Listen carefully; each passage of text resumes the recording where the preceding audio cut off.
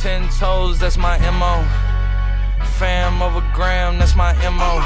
With close friends, I got friends that I keep close and they let it go while I reload. Like, bow, bow, bow. TSA just opened my book bag up and my chain hitting like, bow, bow, bow, bow. The King's back in his hometown when them wheels hit and I touch down, they bow, bow, bow. She down low. Welcome back, ladies and gentlemen, to DCR, the Derby Crown Report. And we have so much. We back. We're back. I'm Cam. This is my co-host, Zay. We cover everything Kings, everything UFL, everything Louisville sports. And we're back at y'all with an episode that I think is going to be very UFL heavy. There's a lot of news around the league, Zay. Ooh, let's get into going on. it. And let's just dive right into it. Well, let's get into the biggest news of the day. The Birmingham Stallions and the Houston Gamblers, right? The Houston Gamblers will no longer be a part of the UFL this upcoming season. Cam, what were your first thoughts going into this news, man? My first thoughts, in all honesty, Zay, complete shock. I was shocked. Only because I thought for sure, I've said this I think in the prior podcast, that we was going to enter next season with the same 8 teams. Mm-hmm. I thought, all right, they did one season. I think Houston played in a new stadium this year. You know, Birmingham is Birmingham, and they are a spring football staple up until this point. And so I thought for sure that Repole would try to work something out. I don't know. But I was completely shocked that it was just the timing shocked me. The timing shocked me personally. It was quick, wasn't it? It was. It was pretty quick. But I will say this. It was right in line with what Repole has continued to say. He has said it over and over and over and over and over. The right market, the right stadium, the right venue, and the right city. Mm-hmm. And so I think the city was right with Birmingham. I think the market was right with Birmingham. I think the stadium and the venue was not right for Birmingham. What was your opinion specifically on the Stallions? And that's who we'll start with. I think with the Gamblers, there's a lot less to say. Yeah. I don't think anybody really, I haven't even seen anybody fight against it. No, I think our friend Zach told us that Houston, the attendance was abysmal. They just weren't a great ran organization. It wasn't a great venue. That they weren't going to come back. It was more than likely that once I heard that, I was like, okay, well, Houston's probably out. We were thinking, New Orleans, maybe New York might get a team. Austin could potentially be a destination. But, Birmingham, I'm from Alabama, small part. So, that hit a little closer to home. Alabama having a team and me just knowing how they love football down there, and I figured they were supporting.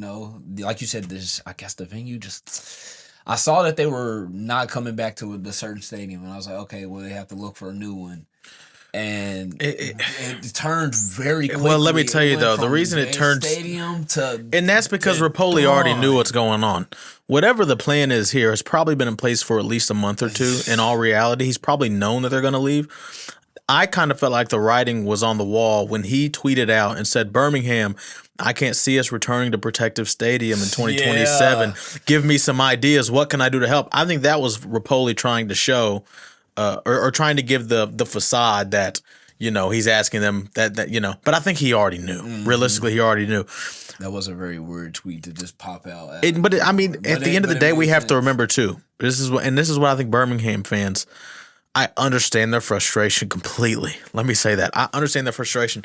You know how many fans are like diehard Stallions fans? Oh, of course. Like out of all the teams in the league, there's probably genuinely more, aside from maybe the Battlehawks, there's probably more Stallions diehards than any other fan base. Alabama, we know they love football. And for them to have a professional team go back to back to back, but that's the issue though, is you go back to back to back, and then your attendance continues to decline. Yeah. It continues to decline. Coming into the season, okay, you have a 47,000 seat stadium. I completely agree with Mike Repole that whoever's idea that was to build a stadium in Birmingham with 47,000 seats, ridiculous. They're setting them up for failure. Yeah, they're setting them up for failure. I think the opening game this year they had 18,000 fans in attendance, and then from there, I don't know if they broke 10,000 the rest of the year. It was like 7,000, 6,000, 8,000, yeah. But in that ballpark, and I'm sorry, 7,000 fans in a 47,000 fan stadium looks terrible on TV. and it's completely against what Repole has continuously said is his goal for the league, which is to have all these teams be kind of take over the Louisville blueprint. You know, I saw something today. It's so interesting. Number 1 in the league in fill rate. Yep. Was 96% with the Kings. What's it called? Shout out Kings. The Kings Court that put out that. I saw that on Instagram just before we got up in here today. 96% fill rate too. Birmingham's 18%. It was ridiculous, brother. I mean, 18%, and that just shows the difference in what it. You know, Louisville. It's going to give you a better TV product. You're going to see a stadium filled. That is not the case in Birmingham. I will say this though. Here's what further proves that Repole was bluffing with that tweet about Birmingham Stallion fans. I need options. I think he already knew they was out the door. Right. Because in the following days after announcing they're out of Birmingham, the mayor of Montgomery, Alabama, comes out and says, "Hey, you can use our stadium. You can use. We're willing to work. We'll come to the table. Let's talk about making it that." And I would have loved the Alabama Stallions. I would have loved that. It would even, you know, I think Birmingham fans would have been fine with that. If I'm honest, from what I've seen, that's their biggest gripe is that they felt like they've been done wrong by the league. Repole said last year when he became one of the owners of the league, for as long as the UFL is a thing, the Birmingham Stallions will exist. And that's where he messed up. You can't make a promise like that to a fan base and expect them to be okay with it whenever you go back on it. Not even give him a try. Like you said, when you just said, he's coming out and giving them, like, please come work with us. Like, let's talk about it. Let's talk about moving it to a different part of Alabama. Right. We can change the name, or maybe we can, we figure something out. Let's keep it here. Let's keep football in Alabama. Let's keep professional football in Alabama. Let's give us a chance. Yeah, he said nah. And I think that's because he already has a plan in place. But that lets you know he's already got 2 markets, and he's already more than 2 markets. And we'll get to that in a second. Yeah. We'll get to who those 2 markets might be in a second. That's a very fun conversation to talk about. But here's what I'll say. Now, somebody was in my replies today, and they was talking about something along the lines of, well, you should have known he gave you a reason to doubt him, talking about Repole. He gave you a reason to doubt him whenever he lied to the fans, blah, blah, blah. Here's the thing. Did he lie when he said for as long as there's a UFL, there will be a Stallions? Obviously, yes. But he was going to have to lie one of 2 ways. And I didn't hear any Stallions fans say anything when Repole continued to say the right venue, the right stadium that we can fill, a good TV product, etc. No Stallions fan was like, how dare you say that? That's wrong. So he was either going to lie by going back on that and letting them stay at Protective Stadium, let them stay in Birmingham, or he was going to lie by keeping them in the league. There was no way out of it. He was going to lie. I understand that at the end of the day, what Mike Repole is a businessman. Mm-hmm. He's about his business. He might say today the Kings are always going to be in the league. I understand as a Kings fan, if we are only filling up a fourth of our stadium for a whole few seasons, then we deserve to get kicked to the can. Right. So where's the accountability on Birmingham fans, though? That's my only thing. And I know they're going to come after me. I know they're going to say everything. But where is the accountability as Stallions fans to say, hey, he's right. We're not even filling the stadium as much as these inaugural teams are. The Orlando Storm, the Columbus Aviators, the Louisville Kings all had better attendance in their small stadiums than we did this year. And we play in a 47,000. You don't have to fill it up to, we're not asking you to do. And it's not like Repole. I don't think they could say Repole didn't try. Do I agree that maybe he could have done more marketing, local marketing within the city to get more fans to come? Sure. But at the end of the day, that burden is on the fans in the community and in the city to show up. Before the season started, before 2026, there were plans to move Birmingham to Boise. It was in writing. You can find the contract on the internet. It was in writing that they were going to come to Boise. And when Mike got in there, he said, no, we're going to give the Stallions another year. And he warned them entering the year. He warned them about attendance, about get your butt in seats. It's hard for me to believe that if they even gave 25 to 30,000 a game in this 47,000 seat stadium this year, that Repole wouldn't at least continue to try with them. But you're giving them no choice. 6,000 and 7,000 people in a $47,000 stadium. That's so clearly against what he's been continuing to say over and over. He said one time he said, for as long as there's a UFL, there will be a Stallions. He has said 1 billion times, we're going to go for these 10 to 15,000 seat markets, soccer stadiums. And I think at the end of the day, that's why he didn't move Birmingham to Boise last year, is because Boise's like 37,000 seats.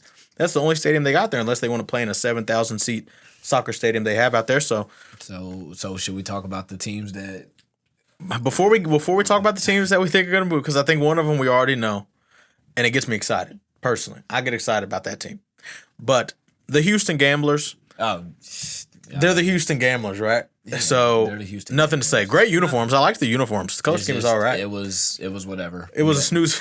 Yeah, they were just whatever. It was whatever. Right.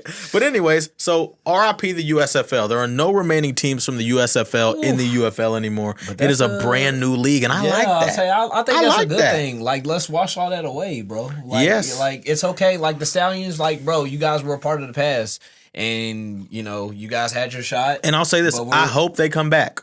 I do. I hope football comes back in Alabama. Maybe not the Stallions. Maybe something new. You know they got an arena team right now, the Montgomery Catfish. I saw their uniforms and stuff. I said that's a cool branding though. I wouldn't be fine. It reminds me of that. What's that one baseball team? The Bananas team. You know what I'm talking about?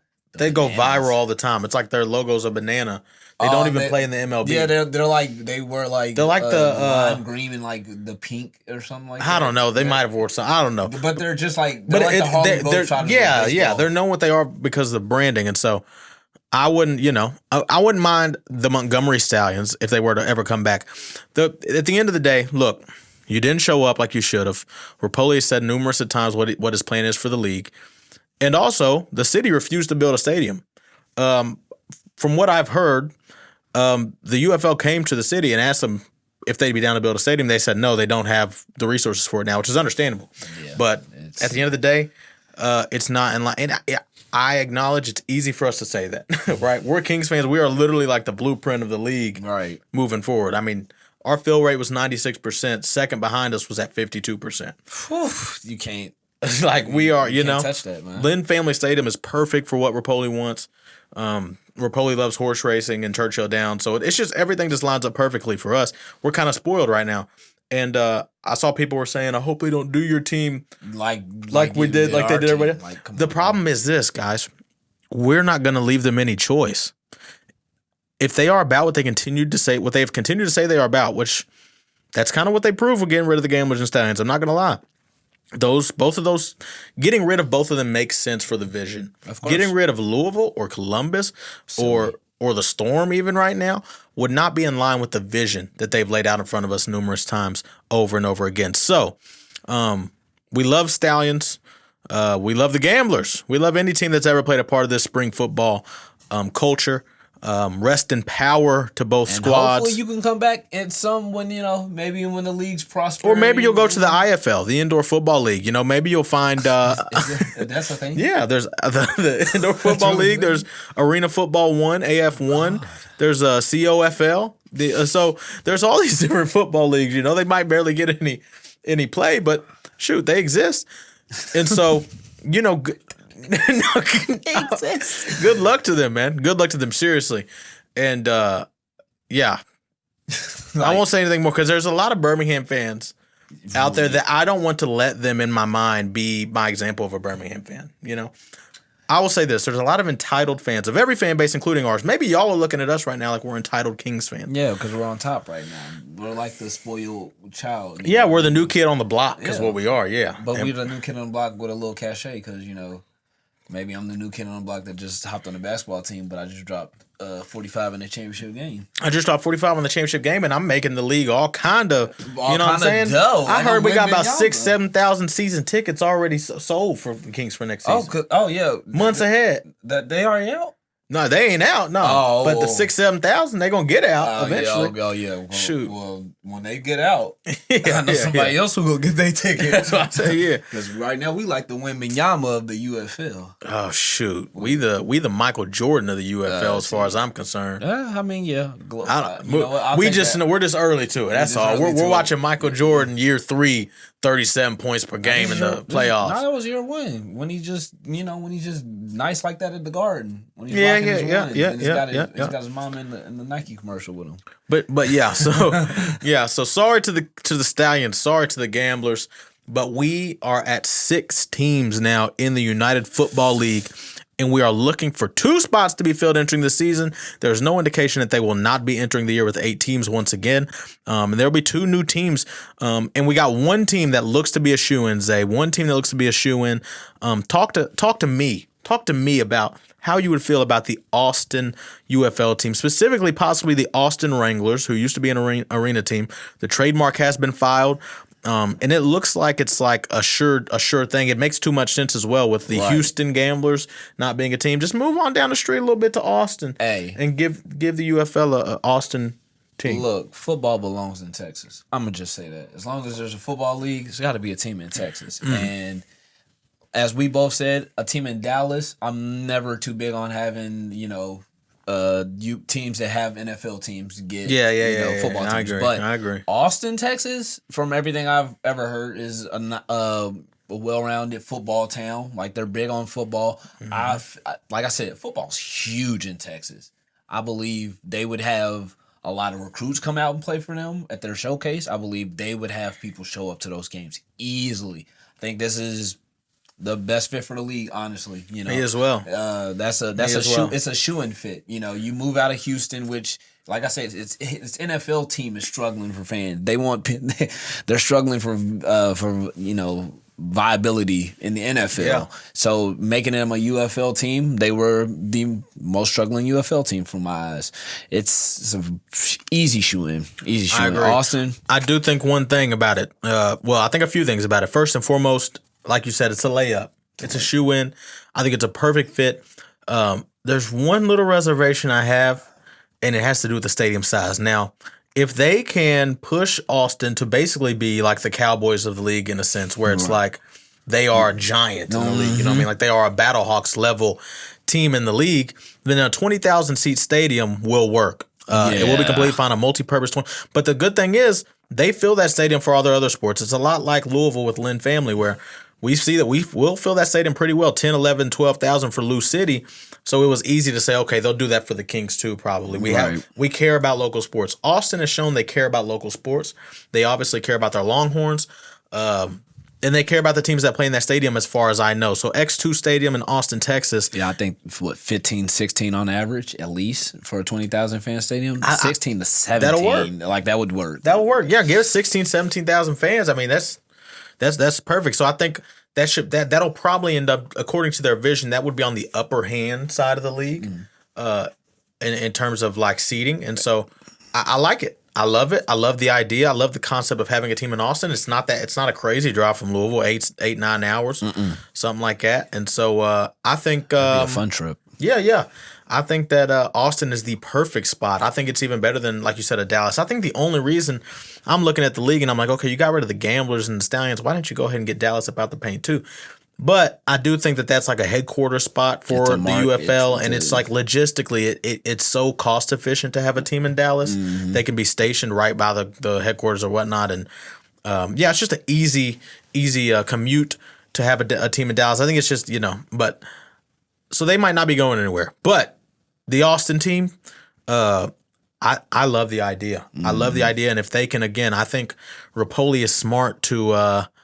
He would be smart to push this Austin team and make it like a flagship team. Oh, absolutely. In the league. I mean, if he can 1,000%. He could take over football in the Austin area. I know they have like 3 teams already, I think, in those leagues I mentioned earlier. They have an AF1 team, they have an indoor football team, they have a But this already being like the second biggest league right now in North America, it would trump it. Arguably. Some people say CFL. It just depends on who you talk to.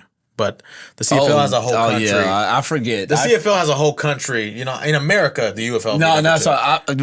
Yes. In America. In the United States of America, not North America. And the UFL is the CFL has literally 50 plus years of fans being built and all that. They've been a sustained. We're brand new, and the fact we're even competing is like, give it 5-10 years, we're probably going to have this thing up and about. But even more interesting to me, because I think that that's already a done deal behind the scenes. I think it makes too much sense getting rid of Houston, like I said, moving them down the street to Austin.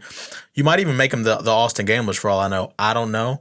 I know that, like I said, they might have the Gamblers actively trademarked too. I don't remember what I saw. Oh, absolutely. They might have Austin Gamblers trademarked as well. But Austin Gamblers, Austin Wranglers, whatever you make them, I hope they become a flagship team in the UFL moving forward. But more interestingly, who will be that 8th team entering this year? Because I think we both agree, and most people are on board with Austin will be the 7th team. Who will take over from the Birmingham Stallions is a much more interesting and fascinating question to me, because I don't think we know it won't be OKC. They're not going to have that stadium open in time. We know it won't be Michigan. They're not going to have that stadium open in time. Who could possibly come in and take that 8th spot?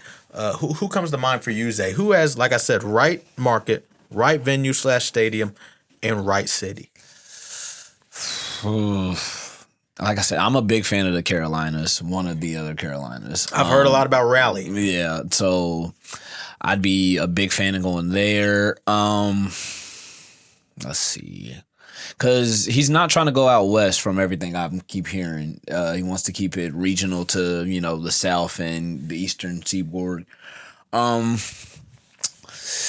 was the stadium in New Jersey around New York. That's obviously an option. And it's tough, ain't it? Yeah, it's tough because there's not a layup. I'm trying to say the venue, like you said, when you just think about the venues, I'm trying to just think of cities that aren't like they're like the fun cities of the U.S. that kind of just like Austin. Like when I hear about Austin, Texas, I'm like, okay, that's a spot I actually go to. If I went down to Texas, I wouldn't even I'd be like Dallas, Austin. I wouldn't even think about Houston. A lot of people would like, even though Drake be rapping, but no, in a real sense. But it's tough because it's not a layup. When Austin was a layup.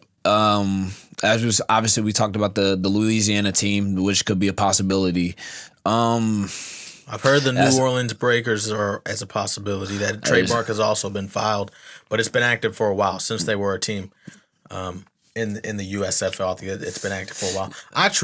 I'm about that 8th spot. Me personally, I have no clue. It's in the dumps. Like I'm just spitballing areas. Like I'm trying to cover them all. And let me make sure, because I think if this might be my final guess, if they have a stadium because again, he just showed how important the stadium is. You don't get rid of a Birmingham Stallions level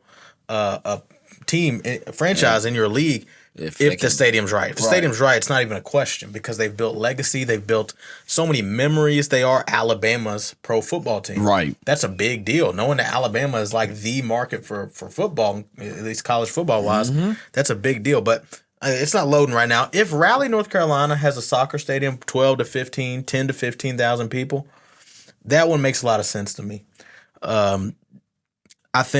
I would say New York. I think they have something Etihad or Etihad, however you say it. I don't know how you say it. Park, which is being built right now. I don't think it'll be done till late 2027, and that'll be 25,000 seats. It'll be a multi-purpose soccer stadium and all that stuff in Queens. I love the idea of a football team in Queens. That just sounds cool. You know what I mean? That just sounds like absolutely. And Repole having his New York ties. Yes. But I'm super interested. My all eyes are on Mike Repole moving forward to see if Austin even does get that team and to see what they do with the 8th team if they do. Another thing, I think this is an underrated possibility. What if you give OKC or Michigan or a team that their stadium's being built right now, a team early, you just have them play somewhere else locally, specifically OKC. Say that they say, okay, for this 1 year, we're going to play down the street, but we're going to use this year to build fans, build community, and build people that will be there when the new stadium opens up next year. I don't think that's out of the realm possibility. I think Mike Repole, again, he's a businessman, and if he sees an opportunity to build community for that 1 year for a team that he knows is going to be in the league come 2028, that might be something he does. I think that's an underrated. That is an underrated talking point. I do love the idea, but I feel like, and this is something I learned kind of like with like the NBA and the WNBA, like when they already kind of like announced the years that these teams are coming in and like playing, like that's like they already have it like written in contract. It's like stuff that they're playing into. They're like, they have that on the back burner. They're like even that would be a great idea. Like, let's get that done early. Like, hey, let's just have them play in a bigger stadium, even if it wouldn't, like, just to build the fan. Or a smaller stadium. Maybe he's playing a 9,000, 8,000. Right.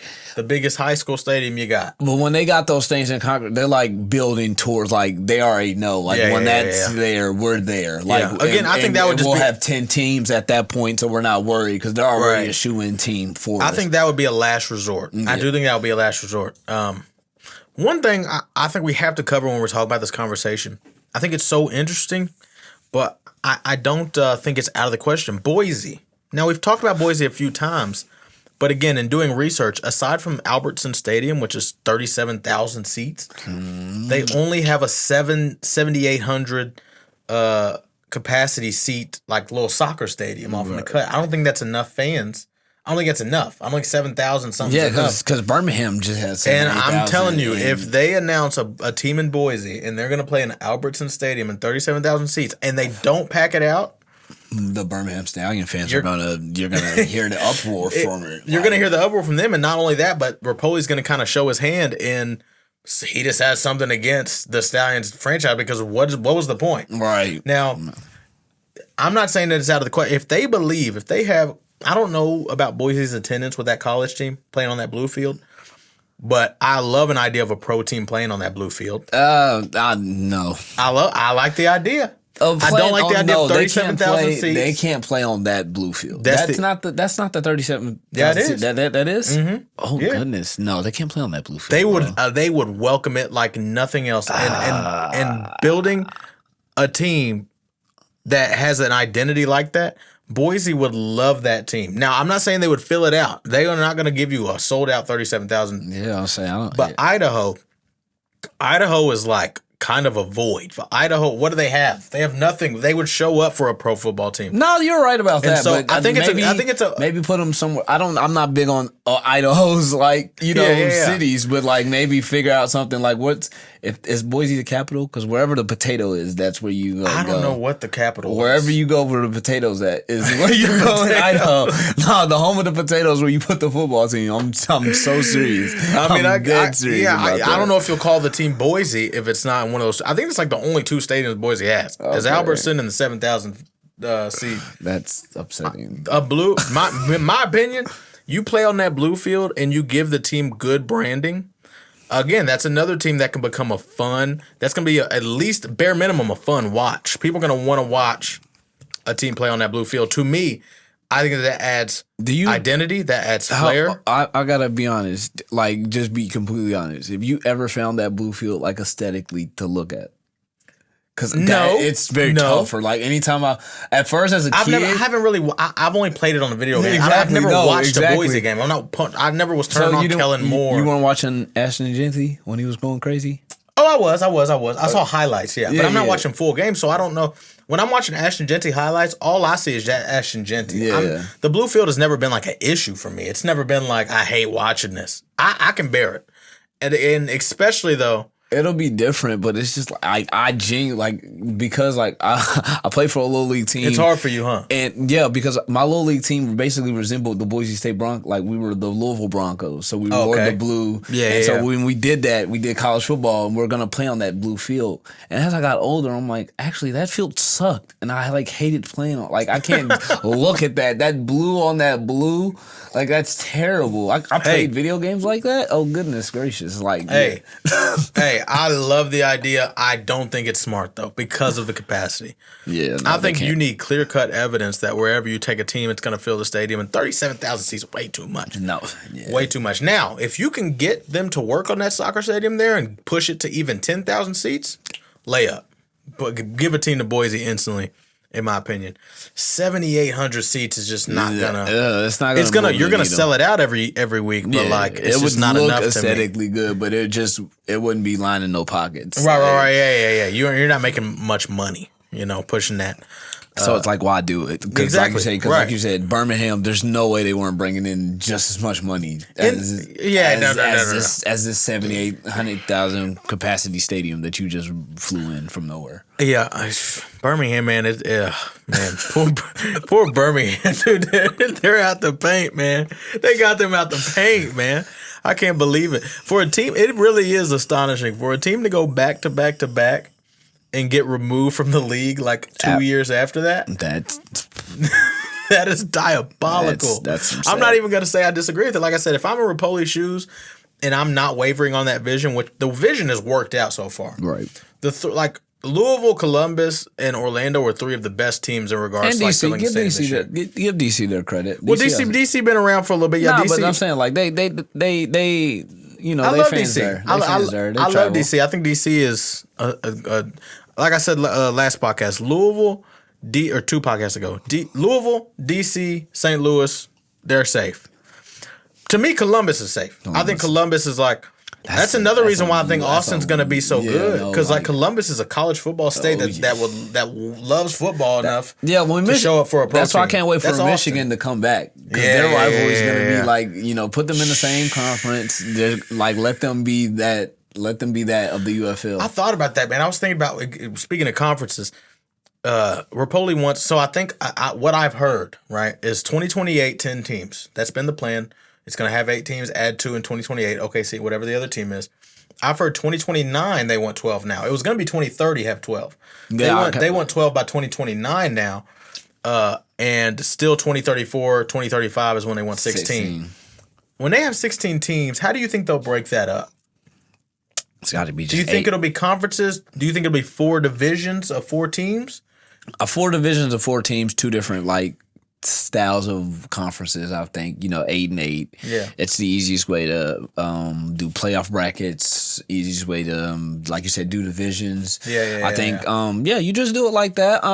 But I don't know if you really do divisions. I think you keep it conference, because, like we said, it's all like, who's to say in a few years, another market comes, new stadium's built at a different market, a stadium with a smaller market's not bringing in the money. They're not doing what they need to, and he wants to move. And, we go to another market. And so, you don't want to, if you keep them stacked in the division, you're trying to, you're guaranteeing them a spot that they might not have, I think that's one thing he is pushing is we're going to keep this ball rolling.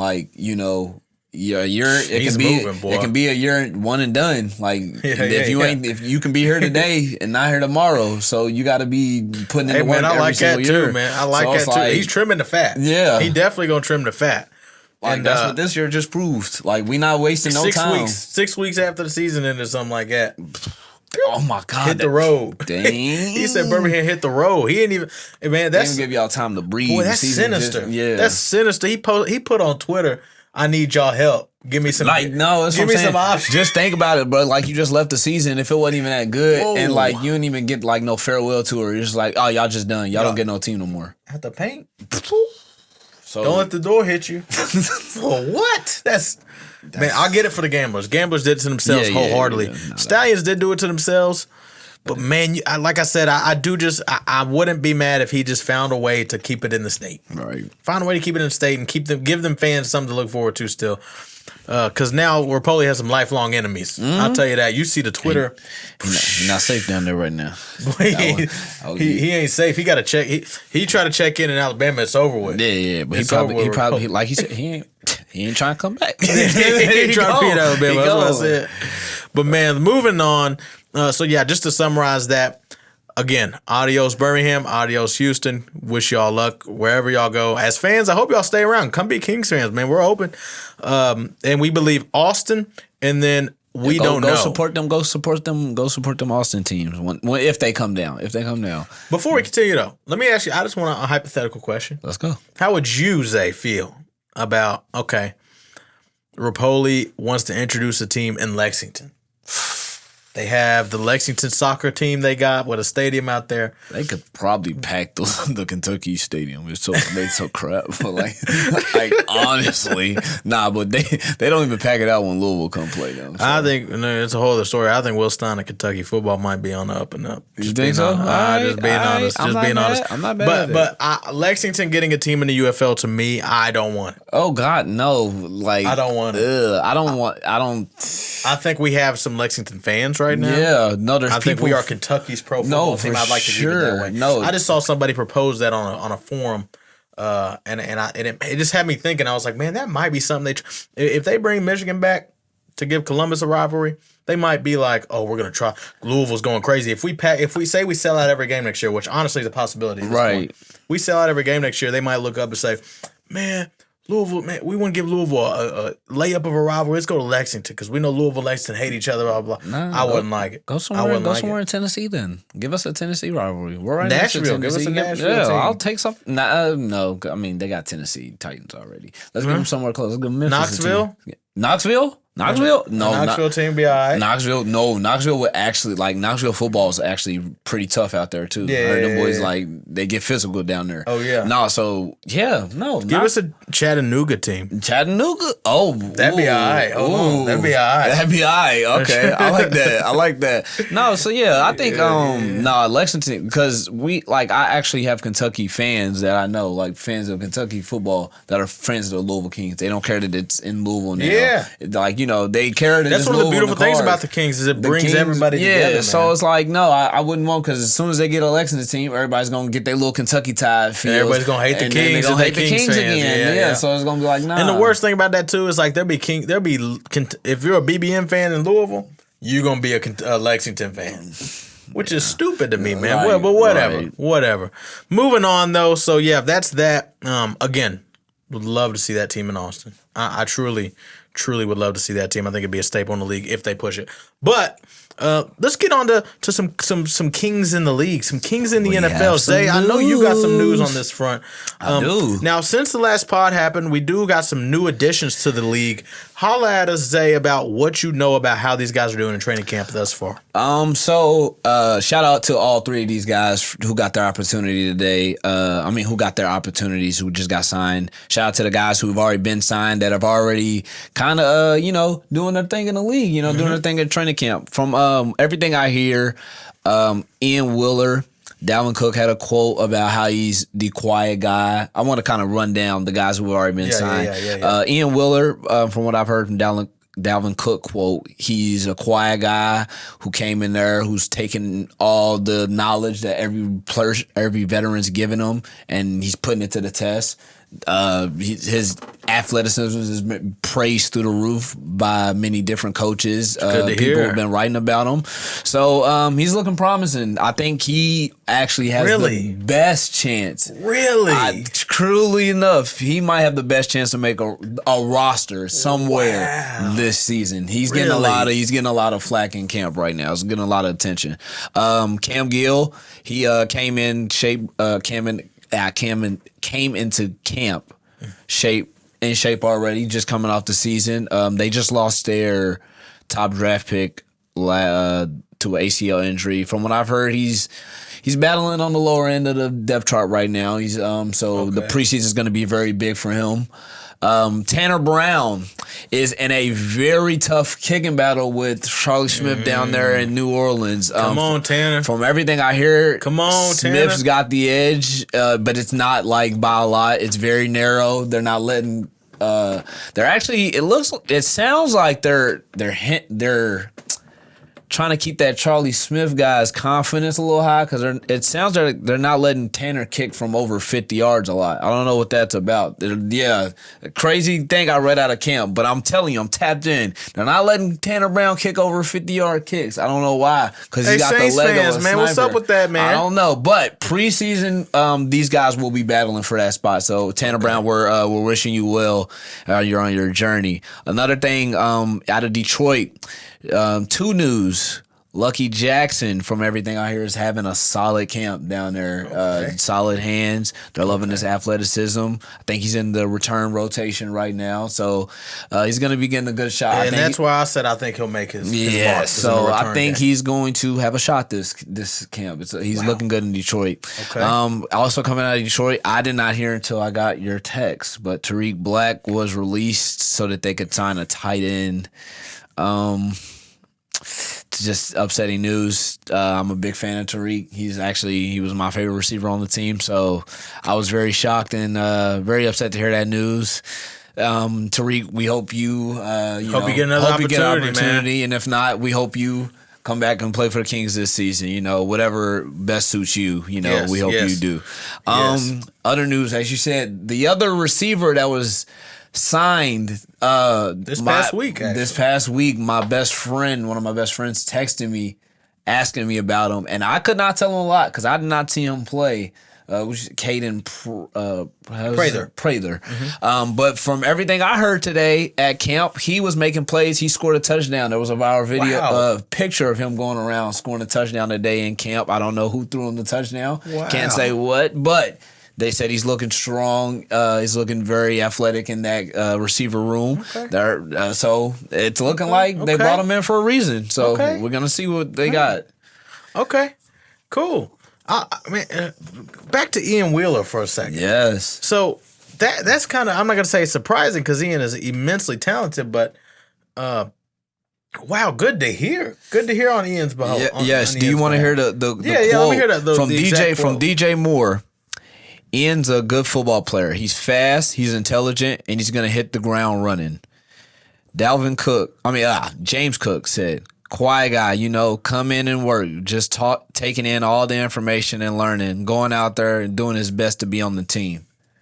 That was two quotes from two NFL veterans, two guys who got cachet. These guys got big contracts in the league, making big money. Talking about the UFL guy coming in, just doing what he needs to do. Got a good head. He's smart. I believe that just lets you know. That was on their main page today too. So that just lets you know he's doing what he needs to do to make that team. Wow. I'd love to hear that. The UFL championship MVP could be on the NFL team this year. And I hope he goes crazy.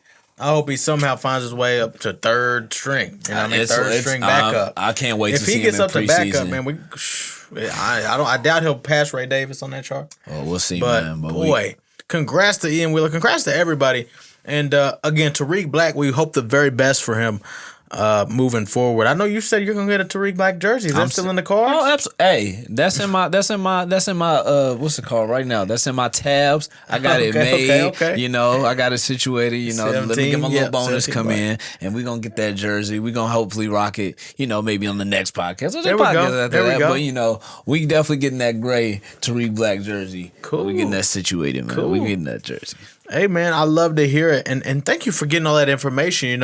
We want everybody to go absolutely nuts. Absolutely, absolutely nuts. I can't wait. The preseason is about to be fun. Tanner Brown information very interesting as well. Not letting him kick over 50 yards. What do you think that's about? What do you suspect? I think when you have a guy that you maybe want to be the starter. Everybody comes in with pecking orders, and maybe Everybody has their favorites. Absolutely. But, what I've always heard about the NFL is you want these guys to come in and compete. So when I hear that they're not letting them really kick a lot over 50 yards, I'm like, well, the guy's a very good distance kicker. Are you letting him compete, or are you just letting your other guy feel a little better? Letting him feel better, letting his confidence, because we all know kicking's confidence. It's most of these kickers have the leg. Most of them don't have the biggest leg is, the best kickers in the league. Their own head. Right, but it's all a mental game. Right, so, right.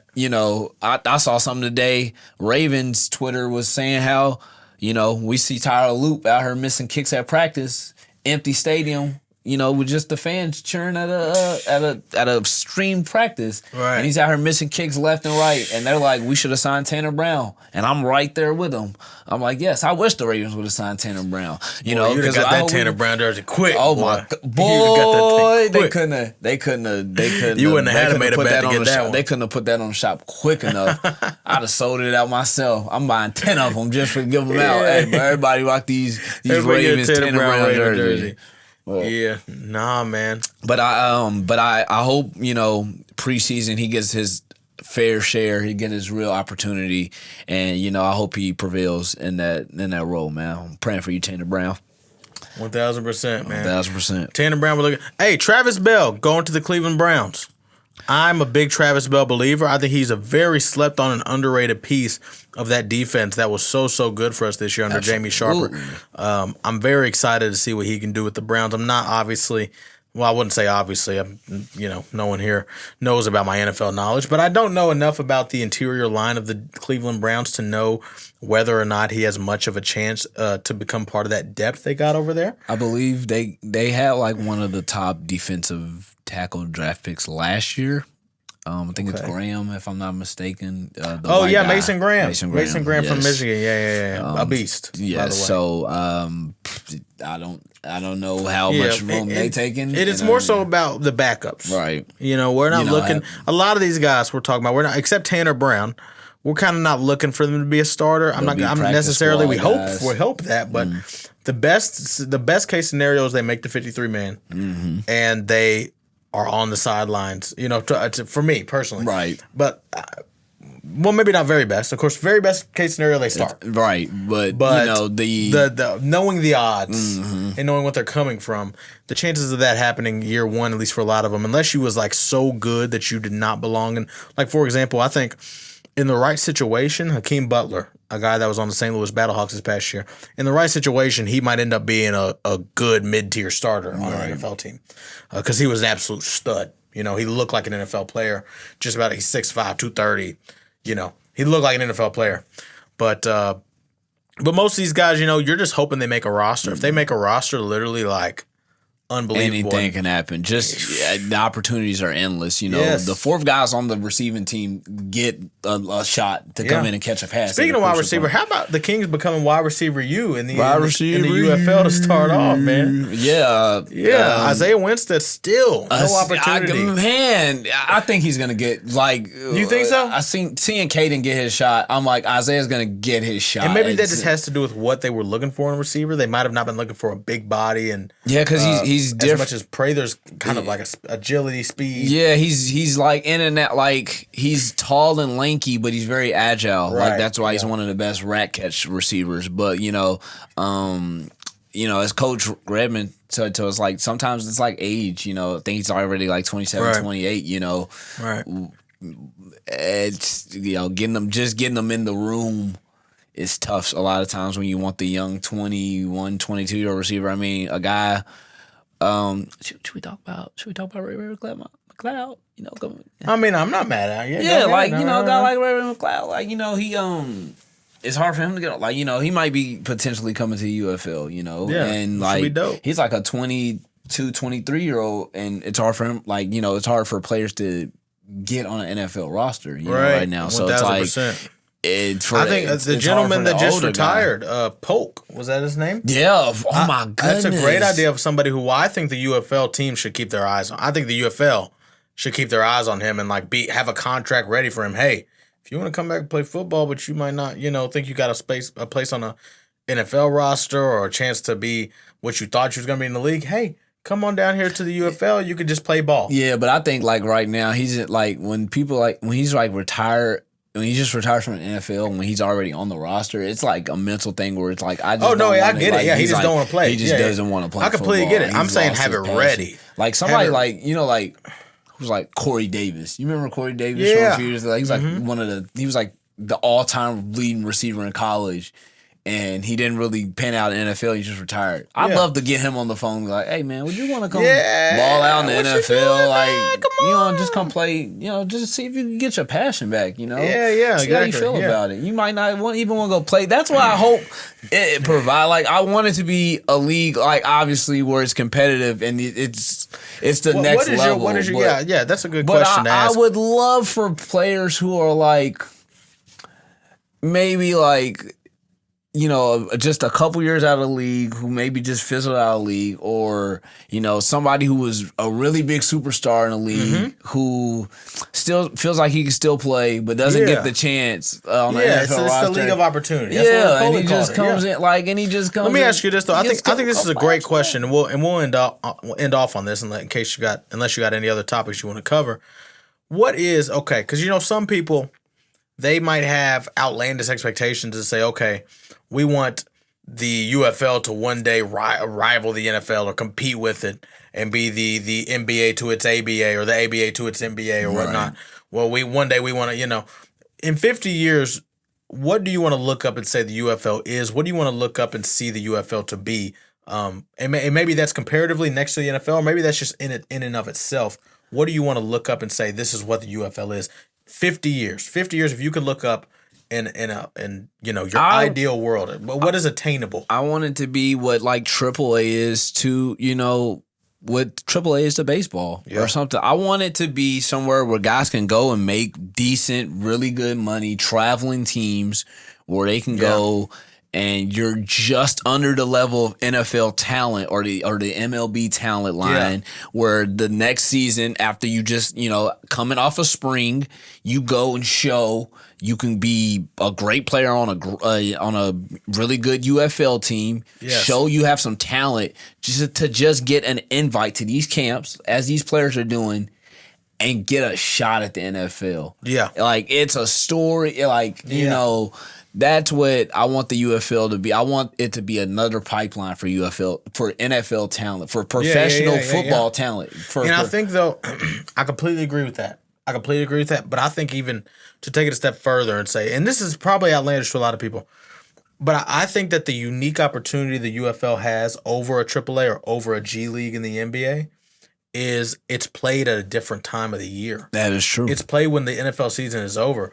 So you have even more of an opportunity, and it's the number one sport in America. So you have an opportunity here as the UFL to be like, okay, is it ever going to compete or rival the NFL? Absolutely not. It's impossible. The NFL is a freaking behemoth. It's impossible. It's arguably it's the biggest sports league in the world. The NFL is the number one sports league in the entire world. And so it's not going to rival that. But can we look up in 50 years and say, okay, the UFL gets as many viewers as the MLS, the number one soccer league in America? It gets as many viewers as these other leagues that might be. It's not going to be the NBA. It's not going to be the MLB. But can it be like, you know, not even college football? It's not going to be college football either. College is too maybe like big. Maybe a little bit under hockey. I'm saying that it could separate it. So yeah, it could be like what hockey is in America. Maybe. I think it can be hockey in terms of TV ratings, in terms of acclaim. I mean, you already got these ESPN, Fox Sports deals. You got all these deals in place, and this is stupid early in the league. This is America's favorite sport you're talking about. If you can establish an identity outside of the NFL, even and it has to start with being a feeder system into the NFL. It's an interesting proposition. It has to start with being a feeder system into the NFL, like what you're talking about. It has to start like that, and it has to be that even up until that point. But even if it were to become something where, you know, like I want to look up in 50 years. Here's my ideal vision for it, and say the UFL is a league that stands on its own, but is like a little brother to the NFL. A league that has a video game, a league that has a lot of network attention, a league that has a lot of fans, a league that has fans that say, okay, I'm a Bengals fan until the UFL season comes around, and then I support blank for another 2 months. Okay. That's what I think is its peak. I think that's like its ceiling. It'll never rival it. It'll never be and I don't, you know, I say never mainly because of the cities. The cities are not, the NFL has all the biggest cities, and they're going to keep those cities' attention forever. Yeah. And they'll just keep the market. They have 100 years of marketing of cachet but the UFL can become, in terms of viewership, TV ratings, etc., it can become baby NFL. And I only say that not because it's going to have different rules. It is going to have different rules. It's going to have different players probably for a long time. All these other things, different deals, different opportunities. But in regards to being, I want it to be the established, concrete second football league in the world. Right. And that it is not right now. And that I want to look up and say the CFL next to it is like nothing, you know? But also it's nothing next to the NFL, because that'll probably be the case no matter what. Yeah, but like, bro, like, because I don't know. Like, I would have like to look I want it up. like right now, for example, is the CFL, because like the CFL is the second league in America. I know, but like we were on ESPN, and it got like the championship game like got over like 1 million. They got over 1 million viewers a couple of games this season. Like, do the CFL do 1 million viewers in Canada? I don't know the specific numbers. I just know that from what I understand, the CFL is considered the number second. 2. Yeah, I know they're the second biggest. But league that's in North because America. we're in America, and America has the most football fans. So that's why it's like, that's why I said 5-10 years. I think we'll have surpassed the CFL. No, absolutely. In pretty much every metric yeah, possible. there's no way. That's like, bro, the CFL's. Yeah, the CFL. Like, bro, gets no. Like I said, I don't know how big what it you is have in to do. Canada. This is the reason. Spring football would have done. Look, Herschel Walker, all these other, they've played I think Doug Flutie at one point. Dudes have played in spring football, right? Yeah. This has been a thing for a while. The problem is it cannot stay long enough to, for example, to make a league, like a league, like what we're talking about, we want the UFL to be at 50 years. You have to have kids that are like, I've been a Kings fan since I was 4 years old. No, facts. I've been going. If your team is gone by the time, if you're 4 years old going to games, they're gone by the time you're 7. You don't even remember that team happened. That team, you don't even remember. There's some Birmingham Stallions kid out there right now that when he gets older, he's gonna laugh at the thought of like, oh my god, that was he's like, oh my god, we were a UFL. We won 3 back-to-back championships, and then they just left us. And then they just left us in the dust. Like, you have to establish these connections. That's the only thing the CFL has over the UFL right now. is they have teams that have been around for decades. Right. We have to have teams that are around for decades. We need someone to be able to look at the Kings logo and immediately it'd be like, oh, that's the Kings. That's the Louisville Kings. We need teams to be able to look at I'm talking to people in Louisville. Look, bro, I say the Louisville Kings a lot of times. Like I do a podcast for the Louisville Kings. They be like, the Louisville Kings are like, oh man, like see, man, you don't even know. Like y'all see, like y'all not tapped in. Right. But they see that logo enough around town. No. But they're gonna be asking questions. Be like, okay, what is that team? Is that a Louisville team? And they might not be sports fans. If they're a sports fan, if they're a football fan, they're gonna know about the Louisville Kings if you continue. You know, you gotta build a brand. That's what it is. It's over time. It's building these connections, these memories. For example, I'm gonna be able to tell my daughter one day, hopefully, I was there to watch. Well, I'll take her to a game and be able to say the first year this team existed, I was there and saw them win a championship. Not in person, but I went to a game their first year in the championship season. I talked to the coach. I had an hour and a half conversation with the coach at the end of the year. And that coach, maybe by then he's passed it down to Britt, and Britt's the head coach now. You're gonna paint your faces green and black? Nah. The most I'll do is I'll dress down as a king. Yeah, no. I'll dress up in a king outfit. Oh, that'd be tough. That's the most I'll do. I'll show up with the king robe and the staff. Yeah. Oh, and maybe a sword or something. You know what I'm saying? You know what? If we win the championship again next year, that's how we got to show up to that championship pod. And crowns and robes. Yeah, we do. Green robes. We gotta get custom. We gotta get custom robes. Yeah. And crowns and robes. Staffs. That's oh my goodness. Yeah. Matter of fact, we're promising that right now. Absolutely. If we locking that in. We're locking that in. If we win the 2027 UFL championship, you will see us come on this pod. We will be in king robes. And matter of fact, we might have thrones or something. We might have to pull up to the championship game like that. No, yeah. If there's a championship game, I'm there. Yeah, I'm not missing another one of them. No, facts. I wanted to go to. I would have driven if I didn't have to work that day. I would have driven to Audi. Well, next time we'll set there. that up. Yeah, we'll be there. That'll be. We'll have even that. Even if I got to call in to work sick, like I will request off for work before we even win the game before the championship. Oh yeah, absolutely. If we have a chance. No, you know for sure. what I mean? Man, I'm emotionally connected to this team now. It's deep now. You know what I mean? Like it's up. It's bigger than the box score now. Yeah, it's bigger than the box score now. But yeah, if there's anything, is there any other topics you want to cover? I think we got the UFL changes covered. We got the possible cities covered. Nah, man, we got all the Kings players in the league covered. Yeah, I think this was another great pod, man. Hey, man, this is beautiful, man. It's a beautiful one. This is a third podcast episode. We made it to 3. And hopefully, we'll continue to keep y'all updated with Kings content throughout the whole offseason. This is your number one place, your number one Kings hangout spot before the season starts again in March. And so continue to come back. Subscribe below right now. Follow us at Derby Crown UFL on Twitter and at Derby Crown Report on Instagram. Go and look into our other podcasts as well. We have Play by Play with Cam and Zay, and we'll put a link to that one in the description below. That's just an all sports podcast that we kind of do as well. But this is our primary focus right now. The Derby Crown Report, the Kings, the Louisville Kings being faces for Louisville Kings media. This is our number one goal right now, and our number one priority. So we love y'all. We care about y'all, and we care about you Birmingham Stallions fans too. Believe it. We love y'all, man. We see y'all, and the Houston Gamblers.